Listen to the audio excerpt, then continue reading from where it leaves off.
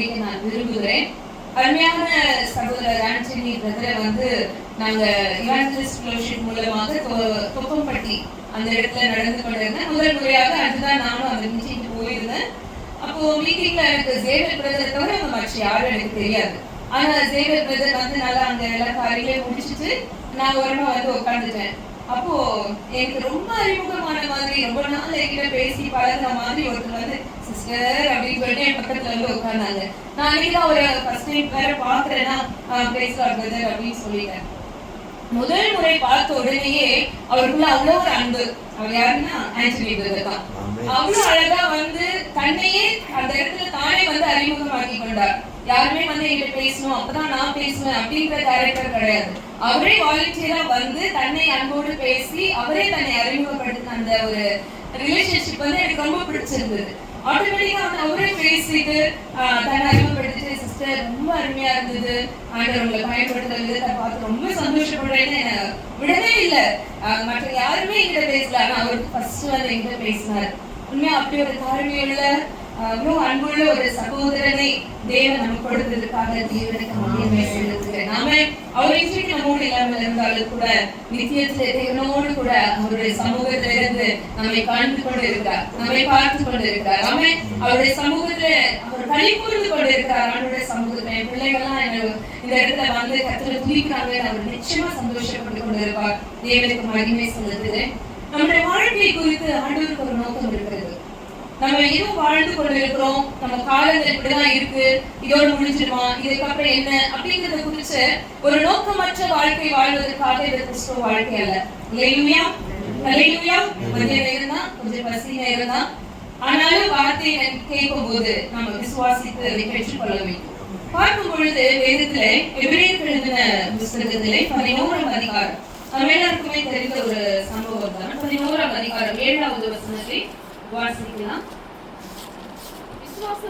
விசுவாசத்தினாலே நோவா தற்காலத்திலே காணாதவைகளை குறித்து தேவ எச்சரிப்பை பெற்று பயபக்தியுள்ளவனாகி தன்னுடைய குடும்பத்தை ரட்சிப்பதற்கு வேலையை உண்டு பண்ணினான். அதனாலே அவன் உலகம் ஒரு நாள் நிச்சயமாய் ஆக்கினைக்குள்ளானது என்று தீர்த்து விசுவாசத்தினால் உண்டாகும் நீதிக்கு சுதந்திரவாளியானார். அல்லேலூயா. நோவா எப்படிப்பட்டவராய் இருந்தாராம்? தற்காலத்திலே. அல்லேலூயா. ஆமென். கடந்த காலத்தில் அல்ல, இனி வருகிற காலத்தில் அல்ல, தற்காலத்தில் தான் வாழ்ந்து கொண்டிருக்கிற அந்த ஒரு காலகட்டத்திலே தேவ எச்சரிப்பை பெற்ற ஒரு மனுஷனாய் காணப்பட்டார். அப்போ நம்ம வாழ்ற காலத்துல தேவனுக்கும் நமக்கும் ஒரு தொடர்பு இருந்து கொண்டே இருக்க வேண்டும். ஆமென். கடந்த காலத்துல நடந்த ஒரு விஷயத்திலே இந்த வசனம் குறிப்பிடவில்லை, அல்லது வரும் காலத்தை மாத்திரம் குறிப்பிடவில்லை. தற்காலம் தான் வாழ்கிற ஒரு காலத்திலே அவன் தேவ எச்சரிப்பை பெற்றுக்கொண்டு தேவனுக்கு பயபக்தி உள்ளவனாகி தேவ வார்த்தைக்கு கீழ்ப்படி அவர் செய்தார், தன் குடும்பத்தை ரட்சிப்பதற்காக. அல்லேலூயா, அல்லேலூயா. தேவன் சொல்லுகிறார், இதை நான் அழிக்க போகிறேன், இந்த ஜனங்களுடைய பாவங்கள் என் சமூகத்தை எட்டுகிறது, ஆகவே இதை நான் அழிக்க போகிறேன் சொன்ன உடனேயே அவர் தேவனிடத்திலிருந்து ஒரு எச்சரிப்பை பெற்றுக் கொள்கிறார், உன் குடும்பத்தை நான் ரட்சிக்கும்படி ஒரு பேழையை உண்டு பண்ண என்று சொன்னார். அந்த எச்சரிப்பை பெற்ற உடனே அவர் தன்னுடைய முழு பிரயாசத்தையும், சகோதரர் சொன்னாங்க, பிரயாசப்பட வேண்டும், ஊழியம் செய்ய பிரயாசம் வேண்டும், ஆத்துமாக்களை யாரையும் செய்ய பிரயாசப்பட வேண்டும். எந்த ஒரு செயலும் இல்லாமல் எதையும் பெற்றுக்கொள்ள முடியாது. ஆனா இந்த நோவா என்ன செய்தார்? தன் காலத்திலே தேவ எச்சரிப்பை பெற்றுக்கொண்டு செயல்படுகிற ஒரு மனுஷனா இருந்தார், வேலையை உண்டு பண்ணுகிற ஒரு மனுஷனா இருந்தார். ஏன்னா தான் குடும்பம் காக்கப்பட வேண்டும், அந்த உத்தரவாதத்தை உடைய மனுஷனாய் காணப்பட்டார். அந்த எச்சரிப்பை பெற்றவுடன் அவர் அந்த பேரை உண்டாக்குகிறார்.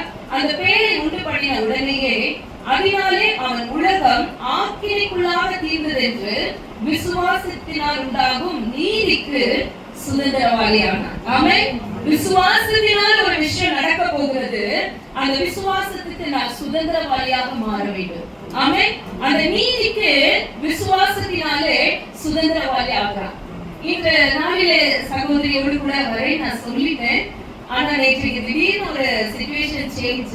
அதனால காலையில சிஸ்டர் நான் சொன்னேன், சிஸ்டர் இந்த ஒரு முறை மட்டும் தயவா ஒரு ரிக்வெஸ்ட் சொல்றேன், நாளைக்கு எனக்கு கண்டிப்பா வர முடியுமான்னு தெரியல, அப்படி வந்தாலும் டிலே ஆகுற மாதிரி இருக்கும் அப்படின்னு நானே காலையில போன் பண்ணி சொன்னேன். அப்போ ஒரு சிஸ்டர் சொன்னாங்க, இல்ல சிஸ்டர் நீங்க ட்ரை பண்ணுங்க, நேற்றாலும் கொஞ்சம் ட்ரை பண்ணிருங்க அப்படின்னாங்க. ஆனா நான் யோசிச்சு பார்த்தேன், நம்ம 2 இடத்துக்கும் போய் ஒரே செய்யாம இருக்கிறத விட ஒரு இடத்த தள்ளி வச்சுட்டு இன்னொரு இடத்துக்கு வந்தோம் அப்படின்னு சொல்லிட்டு அந்த மீட்டிங்கை தள்ளிட்டு நான் இங்க வந்துட்டேன். ஆனா இங்க ஃபர்ஸ்டா நான் தான் வந்தேன். எனக்கு வர முடியாதுன்னு சொன்னேன், ஆனா இங்க வந்ததே முதல் நாள் நான் தான். அதுக்கப்புறம் சகோதரி வந்தாங்க. அப்போ யோசித்து பார்த்தேன், கர்த்தர் சில வேலைகள்ல நம்ம நினைக்கிற நினைவுகளை விட அவருடைய நினைவுகள் வித்தியாசமானதா தான் இருக்கும். அதை எல்லாவற்றையும் தேவன் செய்து முடிப்பார். எப்படியாவது அந்த காரியத்தை செய்யணும் அப்படின்னு சொன்னா சில விஷயங்களை நம்ம இழக்க வேண்டியது இருக்கும், சில விஷயங்களை நம்ம செயல்முறைப்படுத்த வேண்டும். அப்ப செயல்படுத்தும் போது அது விசுவாசத்தோடு செயல்பட வேண்டும். அவன் சொல்லுற ஒரு காரியம் பாருங்க, விசுவாசத்தினால் உண்டாகும் நீதிக்கு சுதந்திரவாளியானான். ஆமென். நீதிக்கு சுதந்திரவாளி. ஆமென். தேவனுடைய நீதிக்கு நான் ஒரு சுதந்திரவாளி, தேவனுடைய செய்திக்கு நான் ஒரு சுதந்திரவாளியாய் மாற வேண்டும் என்று இந்த நோவா தன் இருதயத்தோடு கிரியை செய்தார், செயல்களோடு கிரியை செய்தார், ஒவ்வொரு காரியங்களிலும் செயல்பட ஆரம்பித்தார். இங்கு வருவதற்காக தேவ சமூகத்தை செபித்துக் கொண்டிருக்கும் போது கர்த்தர் சொன்ன ஒரு சில வசனங்களை மட்டும் உங்கள்கிட்ட கோடிட்டு காட்ட விரும்புகிறேன். நீதிமொழிகளின் புத்தகத்திலிருந்து நாம் வாசிக்கலாம். 12ஆம் அதிகாரம் 28ஆம் வசனம் வாசிங்க. நீதியின் பாதையில் ஜீவன் உண்டு. நீதியின் பாதையில் ஜீவன் உண்டு. நீதியின் பாதையில் ஜீவன் உண்டு. இந்த பாதையில் என்ன இருக்கிறதா? ஜீவன் உண்டு. நான் நடந்து போற பாதை என்னன்னு நம்ம சரியா தெரிஞ்சுக்கிட்டாதான் அந்த பாதையில நம்மளால தொடர்ந்து போக முடியும். இந்த வழியில போனா அங்க சில பாவங்கள் இருக்கிறது, இந்த வழியில போனா சில தவறான தவறான மனிதர்கள் இருக்கிறாங்க, இந்த வழியில போனா இந்த இடத்துல கரடுமுரடான சில சூழ்நிலைகள் இருக்கு, இந்த வழியில போனா சில காரியங்கள் எனக்கு அங்க தடைகளாக இருக்கு அப்படின்னு நாங்க சாதாரணமாவே எந்த விஷயத்தையும் தெரிஞ்சுக்கிட்டு தான் போவோம். ஆனா வேதம் என்ன சொல்லுதுன்னா, நீதியின் பாதையில தான் ஜீவன் உண்டாயிருக்குமா. ஆமென். ஆமென். சுற்றிலும் ஒரு மிகப்பெரிய அழிவு வரப்போகிறது. ஆனா நோவா தன்னையும் தன் குடும்பத்தையும் காப்பாற்றுவதற்காக அந்த நீதிக்கு சுதந்திரவாளி ஆனதுனாலதான் அங்கே அவன் ஜீவனை பெற்றுக் கொண்டான். அல்லேலூயா, அல்லேலூயா. அதனால தேவ ஊழியர் அந்த பாதையை அவர் தெரிந்து கொண்டதுனாலதான் இங்க ஜீவன்களா இத்தனை பேர் உட்கார வச்சுட்டு போயிருக்காங்க. எத்தனை பேர் விசுவாசிக்கிறீங்க? ஆமென், ஆமென், ஆமென். அவருடைய பாதை நீதியின் பாதையா இருந்திருக்கிறது. ஆமென். அவர் உலகத்தின் பாதையில ஒரு பாவியின் பாதையில அல்லது உல்லாசமான பாதையை அவர் தேர்ந்தெடுத்திருந்தா இந்த ஜீவன்கள் இன்றைக்கு ரட்சிக்கப்பட்டிருக்காது. ஆமென். இந்த ஊழியம் இன்றைக்கு எழும்பி இருக்காது. இப்படிப்பட்ட ஆத்துமாக்களை அவர் ஆராய்ச்சி செய்திருக்க முடியாது. ஆமென். அப்போ அந்த பாதையை அவர் தெரிந்து கொண்டதுனாலதான் அந்த பாதையை தன் ஜனங்களுக்கு ஆயத்தப்படுத்தி கொடுத்து போயிருக்கிறார். அல்லேலூயா. யோவான் ஸ்நானனை குறித்து சொல்லப்பட்டிருக்கிறது, அவர் பாதையை செவ்வைப்படுத்துகிற தேவன். ஆமென். கர்த்தருக்கு வழியை செவ்வைப்படுத்தும்படியாய் அனுப்பப்பட்ட ஒரு மனுஷன். ஆமென். ஒவ்வொரு ஊழியர்களும் ஆத்துமாக்கள் நடந்து வருவதற்கு பாதையை உண்டு பண்ணுகிறவர்களாய் இருக்க வேண்டும். இன்னைக்கு அருமையான டெய்சி சகோதரிக்கு அந்த மிகப்பெரிய ஊழியத்தை கர்த்தர் கொடுத்திருக்கிறார். அவர்களோடு இணைந்திருக்கிற உறவுகளுக்கும் நண்பர்களுக்கும் அந்த ஊழியத்தோடு இணைந்து செயல்படுவதற்கு பாதையை கர்த்தர் கொடுத்திருக்கிறார். அப்போ நாம் என்ன செய்ய வேண்டும்? அந்த நீதியின் பாதையை உருவாக்குகிறவர்களா இருக்கணும். ஆமென், ஆமென்.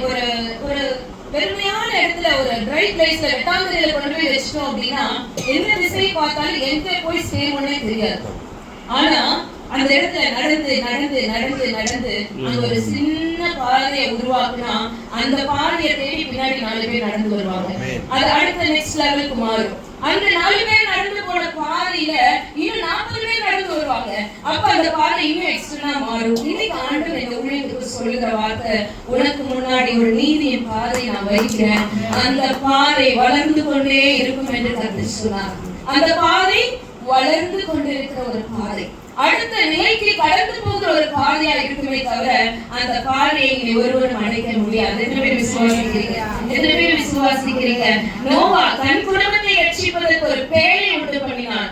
நீதிமானுடைய வாழ்க்கையில ஒரு பாதை உண்டு, அந்த பாதையில ஜீவன் உண்டாயிருக்க போகுது. வாசிக்கலாம். அதுல சில வசனங்களை மாற்றம் வாசிக்க விரும்புகிறேன். 10ஆம் அதிகாரத்துல 16ஆம் வசனம் வாசிங்க. நீதிமொழிகள் 10:14. நீதிமானுடைய பிரயாசம் ஜீவனையும் துன்மார்க்கனுடைய விளைவோ பாவத்தையும் பிறப்பிக்கும். பாருங்க, நீதிமானுடைய பிரயாசம், அல்லேலூயா, நீதிமானுடைய பாதையில் ஜீவன் உண்டு. அந்த பாதையில் என்ன இருக்கணுமா? பிரயாசம் இருக்க வேண்டும். அல்லேலூயா, பிரயாசம் இருக்க வேண்டும். பிரயாசம் அப்படிங்கிறது உழைப்பு, செயல்முறைப்படுத்துதல். அருமையா அழகான பிரேயர் ரிக்வெஸ்ட் நடத்தினாங்க. உண்மையா அவரை நிறைய டைம் நான் Facebookல பார்த்திருக்கேன், சில ஊழியர்களை கூட இருக்கிறத பார்த்திருக்கேன். பட் அவரோட லீட்ஸ் அவர் நடத்துறத சில நேரங்களில் நம்ம பார்த்தது இல்லை. ஆனா இன்னைக்கு அருமையான ஜெப குறிப்பை சொன்னாங்க. ஆமா, எனக்கு வீடு கொடுங்க, எனக்கு வசதி கொடுங்க, இல்ல எனக்கு பெயர் கொடுங்க, புகழ் கொடுங்கன்னு ஜெப குறிப்பல்ல.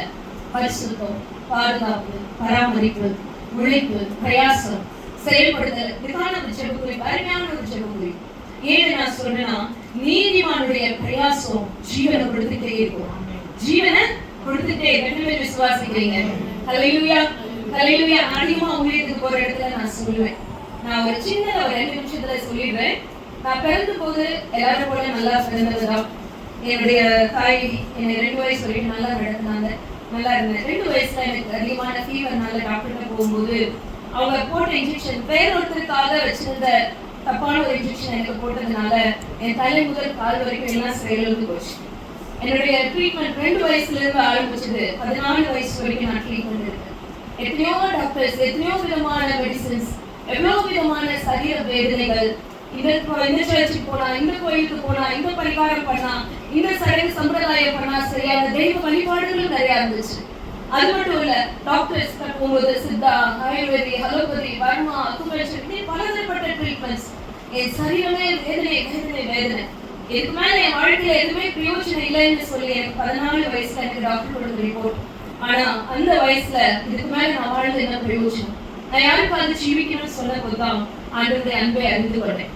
ஒரு பரிச்சாரி சகோதரன் மூலமாக, அவர் பேர் கிருஷ்ணன், அவர் மூலமாக எனக்கு ஆண்டவருடைய அன்பை அறிந்து கொள்ள வாய்ப்பை தேவன் கொடுத்தார்.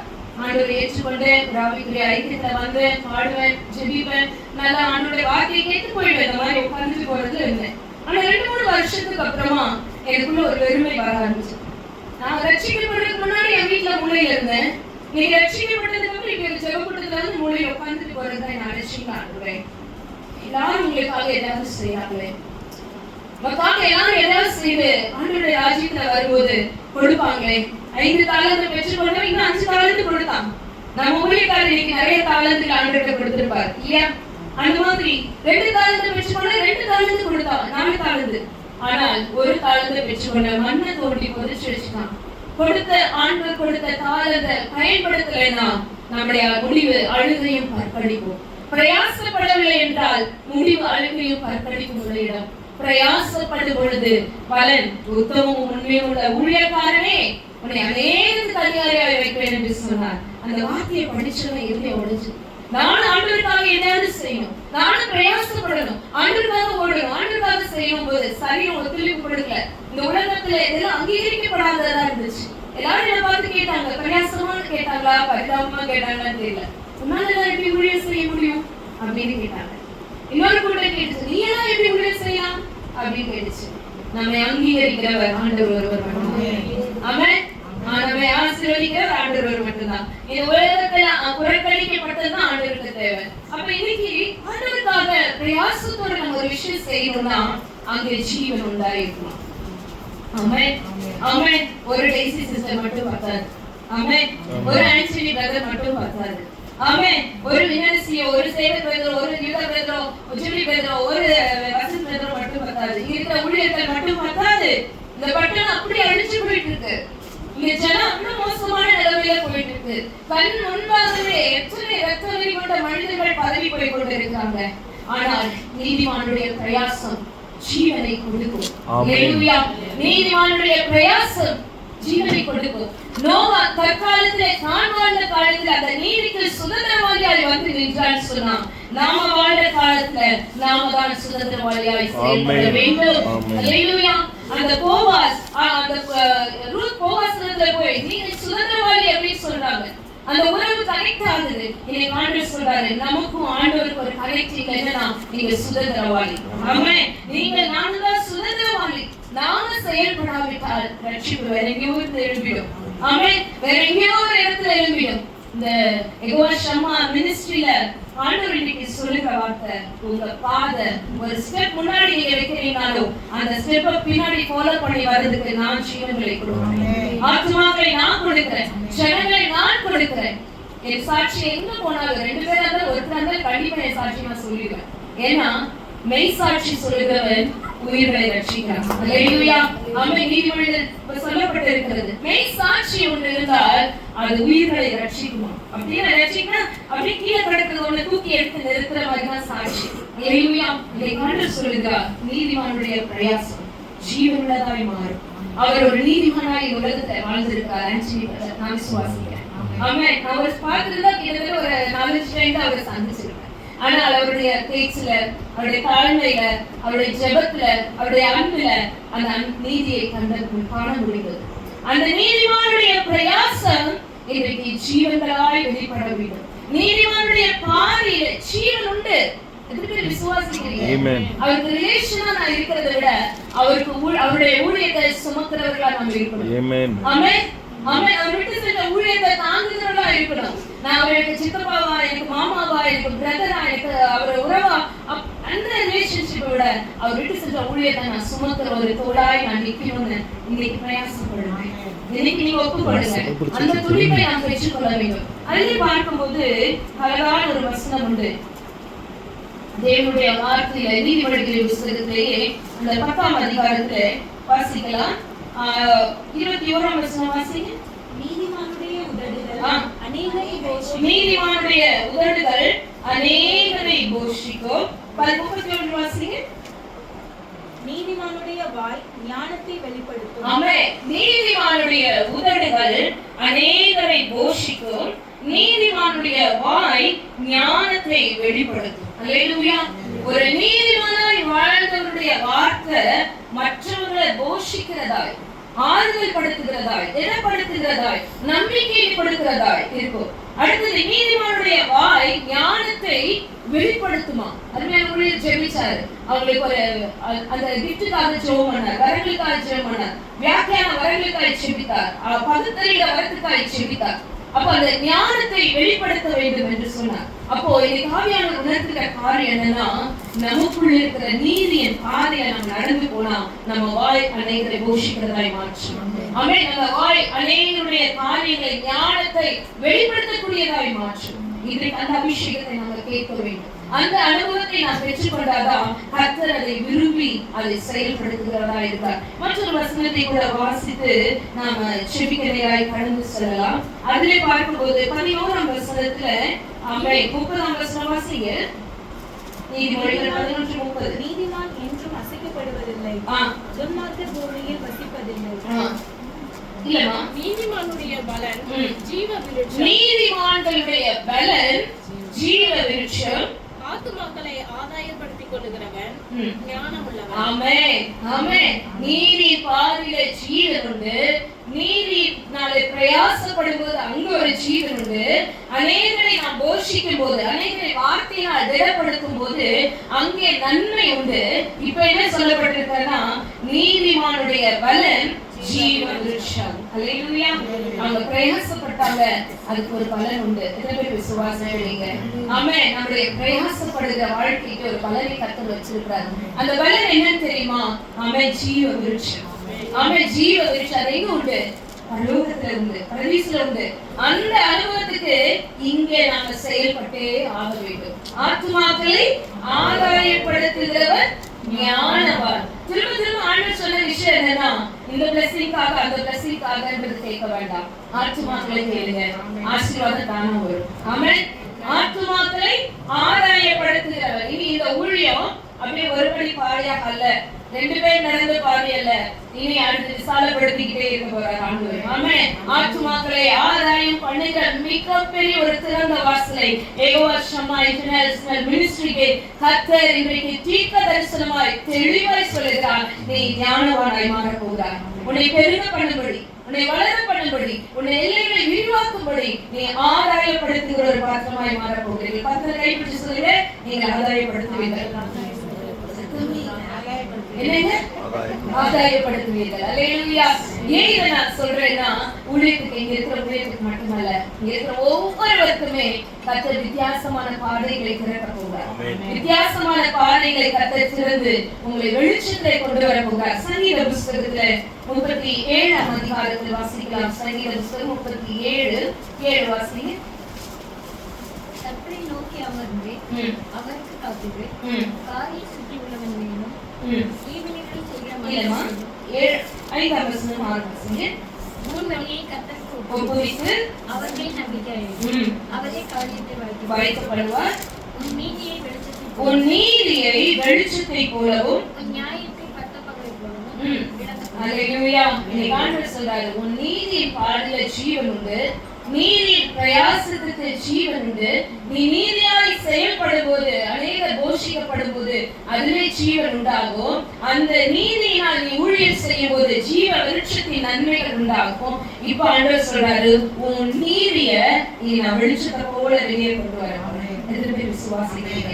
இந்த ஊழியத்துக்கு கர்த்தர் வச்சிருக்கிற ஒரு மிகப்பெரிய ஊழிய பாரமே என்னன்னா, என் நீதியை செய்கிறவர்கள்.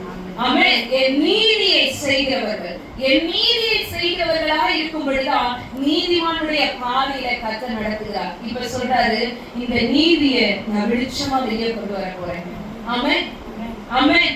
நடுப்பகலிலே பிரகாசிக்கிற சூரியனுடைய வெளிச்சத்தை போல தேவனாகிய கர்த்தர் இந்த ஊழியத்தின் நீதியின் பாதையில பிரகாசமாய் வெளிப்பட கொண்டு வர போகிறார். 2 பேர் விசுவாசிக்கிறீங்க. நான் ரொம்ப சந்தோஷப்படுறேன்.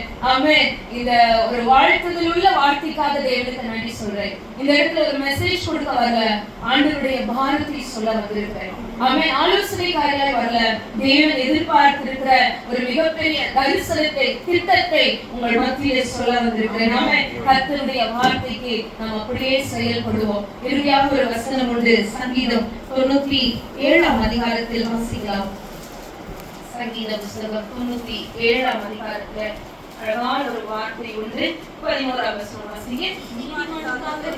நீதிமானுக்காக வெளிச்சமும் அல்லேலூயா வெளிச்சம் வைக்கப்பட்டிருக்கிறது. நீதிமானுக்காக வெளிச்சமும் செம்மையான இருதயத்தாருக்காக மகிழ்ச்சியும் வைக்கப்பட்டிருக்கு. அது இனி வெளியே புறப்பட்டு வரப்போகுது. அது வெளியே புறப்பட்டு வரப்போகுது. விதைச்சிருந்தது உண்மை. அவர் கண்ணீரோடு ஜெபித்து விதைத்திருக்கிறார். இரவும் பகல் ஆண்டவருடைய சமூகத்திலே ஜெபத்திலே விதைத்திருக்கிறார். தேவனுடைய பிரயாசத்தோடு இந்த குடும்பம், இந்த ஜனம், இந்த பட்டணம், இந்த தெரு ரட்சிக்கப்படணும்னு சொல்லிட்டு விதைத்திருக்கிறார். இன்றைக்கு அந்த விதைகளை எல்லாம் கர்த்தர் விளைச்சலாய் வெளியே கொண்டு வர போகிறார். எத்தனை பேர் விசுவாசிக்கிறீங்க?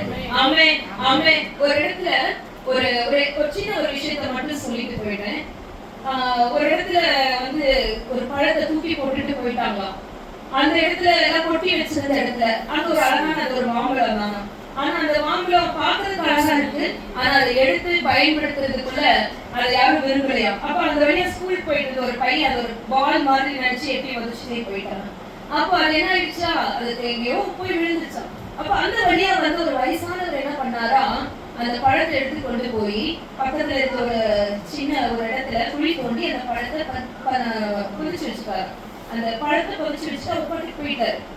அதுக்கப்புறம் அந்த இடம் யாருடைய இடத்துக்கும் ஞாபகம் இல்லை. ஆனா கொஞ்ச நாளைக்கு பிறகு பாத்தீங்கன்னா நல்ல ஒரு சூழ்நிலைக்கு அப்புறம் சில மாதங்களுக்கு அப்புறமா அந்த புதைக்கப்பட்ட இடத்துல இருந்து அழகான செடி முளைக்கு வர ஆரம்பித்திருந்தோம்.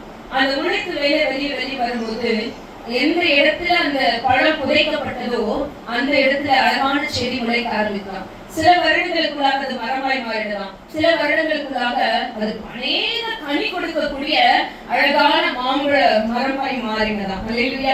அந்த சின்ன பையனுக்கு அது ஒரு விளையாட்டு பொருளாதான் தெரிஞ்சது. ஆனா முதிர்ச்சி அடைந்தவருக்கு அதற்குள் ஒரு ஜீவன் இருக்கிறது, அதற்குள் மறைந்திருக்கிற ஒரு ஆசீர்வாதம் இருக்கிறது என்று ஞானமா எடுத்து அதை புதைத்து வைத்தார். அது புதைக்கப்பட்ட இடத்திலேயே 30, 60, 100 மடங்குமான மிகுந்த கனிகளை கொடுக்கிறார். அல்லேலூயா. இதை கண்டு சொல்றாரு, நீங்க என்ன பிரயாசப்பட்டாலும் அதுல ஒரு ஜீவன் உண்டாகும் என்று சொல்லி ஆண்டவரோடு பேசிக் கொண்டிருக்கார். ஏதோ வந்தோம், இதை அட்டெண்ட் பண்ணோம், முடிச்சோன்றதுக்கல்ல, நான் என்ன செய்ய போகிறேன், நான் என்ன செய்ய போகிறேன். அப்போ பவுல் கேட்டார், ஆண்டவரே நான் என்ன செய்ய சித்தமா என்னமா இருக்கிறேன்னு கேட்டாரு, பெரிய திட்டத்தை கொடுத்தாரு, செஞ்சு முடிச்சாரு ஆண்டவர். அல்லேலூயா. இன்னைக்கு ஒரு தீர்மானத்தோடு நம்ம இருக்கிற இடத்துல எழும்பி நின்று ஆண்டவருடைய கரத்துல நம்ம ஒப்பு கொடுக்கலாம். ஆண்டவரே